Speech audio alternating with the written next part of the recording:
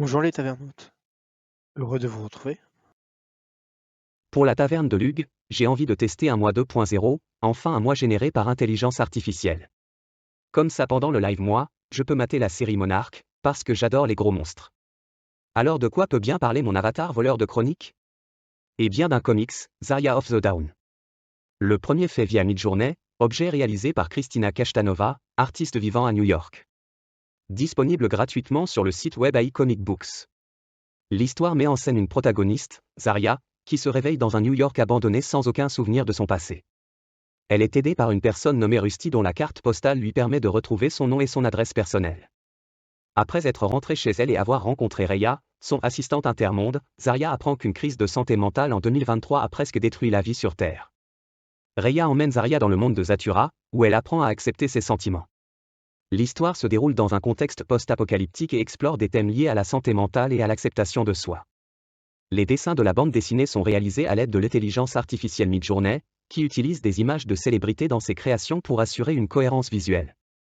Dans le cas de Zarya of the Dawn, le personnage principal ressemble étrangement à l'actrice Zendaya, actrice révélée, en 2010 à la télévision, par la série de Disney Channel, Shake It Up, puis en 2017 au cinéma par Spider-Man, Homecoming.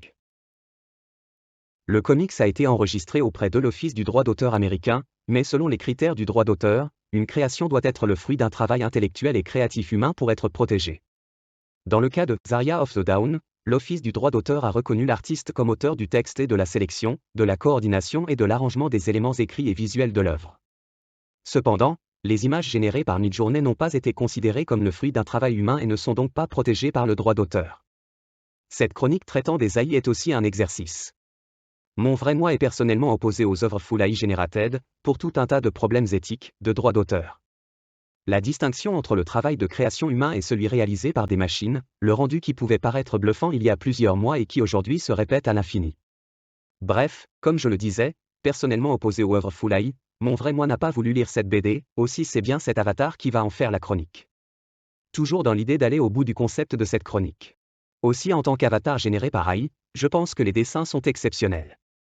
L'attention aux détails, les couleurs vives et le talent de l'artiste Midjourney sont évidents à chaque page. Chaque case est remplie de vie et d'expression. En ce qui concerne l'histoire, je trouve qu'elle est intrigante et captivante. L'intrigue est bien développée, avec des rebondissements inattendus et des moments de suspense. Les personnages sont également bien construits, avec des motivations claires et des personnalités distinctes. Ce qui rend cette histoire encore plus intéressante, c'est la profondeur des thèmes abordés. L'auteur explore des questions philosophiques complexes. Cela ajoute un niveau de réflexion supplémentaire à l'histoire et engage le lecteur à réfléchir à ces concepts plus profonds.